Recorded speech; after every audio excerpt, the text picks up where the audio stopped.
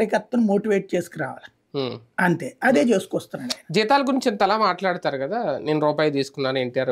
అసలు ఒక ఎమ్మెల్యేకి జీతం ఎంత ఉంటది? ఒక 2 లక్షలు ఉంటదా? మొత్తం అన్ని బెనిఫిట్స్ కలిపితే 2 లక్షలు వస్తాయి. అదే అందులో మళ్ళీ అలవెన్స్, ట్రావెలింగ్ అంతే.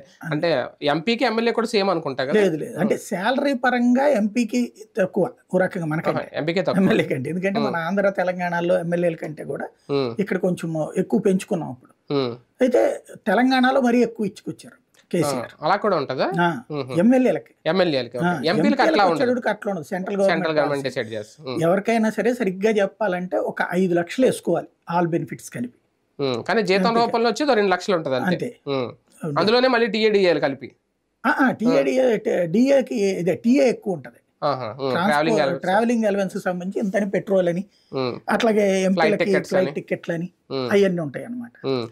కానీ నిజంగా కోట్ల రూపాయలు రెమ్యూనరేషన్ తీసుకునే పవన్ కళ్యాణ్ లాంటి వాళ్ళకి 2 లక్షలు అనేది అంత అందులో కనిపిస్తుంది. దాని గురించి అంత చర్చ అవసరమా అనేది కూడా ఎవరు కూడా పెద్దగా చర్చించట్లేదు. అందుకే వాస్తవంగా అంటే ఆయనే రిపీట్ చేయడం పదే కాసేపు జీతం తీసుకుని కదే జీతం తీసుకుంటే ఆయన ఉద్దేశం ఒకటి. ఫస్ట్ ఏంటంటే జగన్ కి పాఠం చెప్పాలనుకున్నారు. రెండోది కూడా జగన్ కి పాఠమే. నిన్న ఆ మాట అనడం వెనకాల కూడా జగన్ కి పాఠమే. జగన్ వల్ల వ్యవస్థలన్నీ నాశనం అయిపోయినాయి, అన్ని అప్పుల పాలైపోయింది. అది చూస్తే నాకు ఇది ఇప్పుడు చంద్రబాబు గారు చెప్పారు చూడండి మొన్న,